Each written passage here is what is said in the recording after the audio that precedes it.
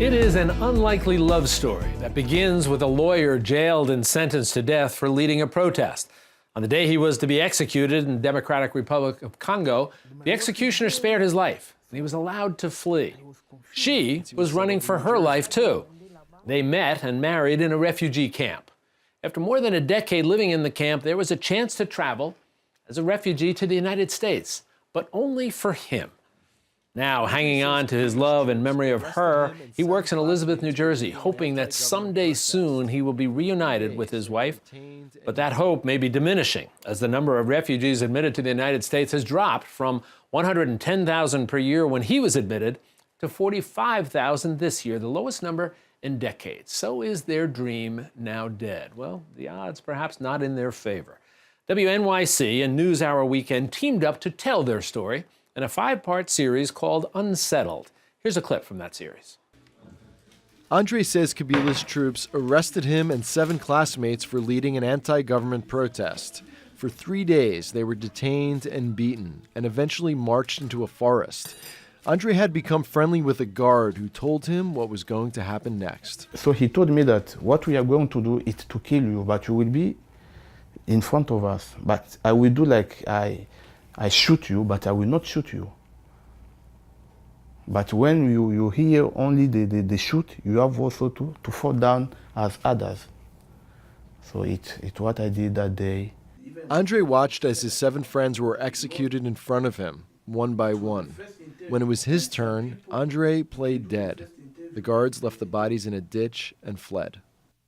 Award-winning WNYC journalist Matt Katz joins Metrofocus now to discuss the series. Matt, it's nice to have you here with us. Great to be here. Thank you, Jack. So let's start with why this story. There, I imagine, so many compelling stories out there when you get into the refugee universe. What was it about this particular story that made you and the team say, we need to tell this one? Yeah, sure. About a year ago, when it was evident that the Trump administration was going to pursue dramatic changes in refugee policy, we were wondering if there was a way to tell the story of somebody who made it here and somebody who was unable to make it here.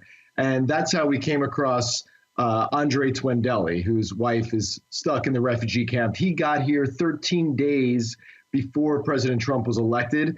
He's from the Democratic Republic of Congo. And in the course of my reporting, I was shocked to learn that the United States takes more refugees from the Democratic Republic of Congo than any other country on earth, even more than Syria and Iraq, even if we hear about those countries more. Is there a reason for that? Matt, is there a reason for that, why we take so many from that particular country? The state of perpetual conflict in that country over decades now has led to this massive crisis of refugees fleeing, of people internally displaced in that country. It's a very large country, so there are a lot of people, and they're not deemed security risks. So there's not the same sort of concern by Homeland Security officials as there may be from people from Muslim majority countries about Islamic terrorism. However, they have now been affected dramatically by the cuts in refugees, even if they're aimed at keeping out terrorists from Muslim majority countries. They're having an effect on refugees escaping from crises worldwide. I'm sure people are saying, well, wait a minute, if they're married and they're not a security threat, why don't both of them get to come into the U.S.? What's the answer to that? Yeah, there's really 2 answers. First, Andre met Lizette after he had first applied to get to the U.S. The process took almost 4 years, and he decided not to change his application because he thought, rightfully so, that it would delay his arrival here. He also, and this is where he misjudged, he thought that she would just end up getting here after about 6 months or so. And perhaps if there, 6 months after he arrived, in other words, and perhaps if there was an administration more amenable to letting in refugees and with a cap that was far above the 45,000 we now have, then maybe she would have had a chance to get here sooner. But now with the cap so low, that's unlikely. In addition, President Trump temporarily canceled a visa for what are known as following to join refugees. These are people who have immediate family back in the United States who are refugees. So that opportunity, that avenue for Lizette was abruptly canceled. And there's other ways she can get here, but it's quite a long haul. There's a lot more security enhancements to the refugee process than there had been before. President Trump also implemented a 4-month ban on all refugee arrivals, so that has added to a backlog, and it's going to be tough for her to get here anytime soon. As you look at this story, and certainly on the surface, you have to feel personally for this couple, what they've gone through in their lives to get them to this position, and what they almost have. He is here, she's not quite here.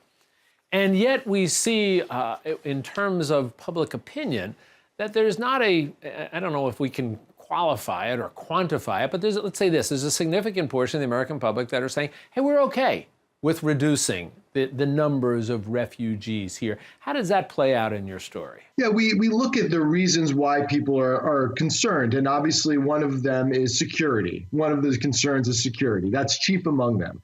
The fact is that a refugee has not committed a deadly terrorist attack on American soil since the 1970s.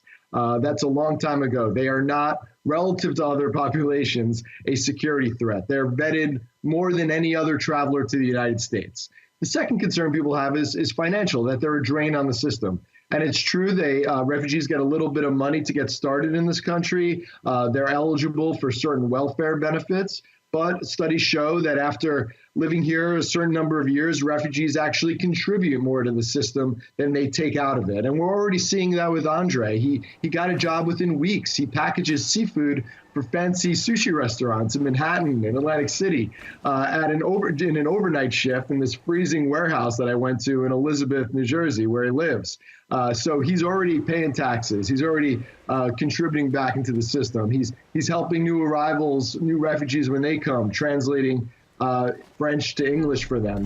That's his native language, French. So those are the two main concerns. And I think if you ask Americans specifically about refugees, they have a warmer and softer opinion about them than maybe other immigrant groups, like those who are undocumented or those who overstay their visas. These are people who are escaping terrorism. They're escaping persecution. And America has a long tradition of opening up our doors for these people. What you wanted to do, obviously, is to shine a light on this situation, to focus specifically on them, Andre and Lizette, but also by doing that, to shine a light on the bigger issues here. But let's go back, last question for you. Let's go back to them, Andre and Lizette. What is your sense of their prospects here and the prospects of them being reunited here in the United States? I think it's going to take quite some time, and I hope for their sake it doesn't take too long. I trust in their marriage. They have a remarkable way of speaking about each other. Their love is just evident. They speak multiple times a day, sometimes for as long as 2 or 3 hours a day.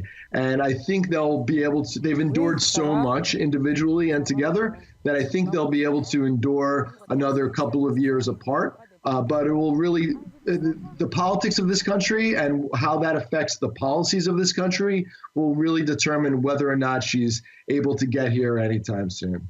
Well, Matt, I got to tell you, it is a very revealing, it's a thoughtful, provocative look at a significant issue here that we're dealing with as a society. I want to thank you for your work, and I want to thank you for spending some time with us here. Absolutely. Thank you for your interest. I appreciate it. All right, Matt, you be well. And a reminder to get the full story on this couple and the world's refugee crisis, make sure you watch Unsettled when the first episode of this 5-part series airs on Monday, January 22nd.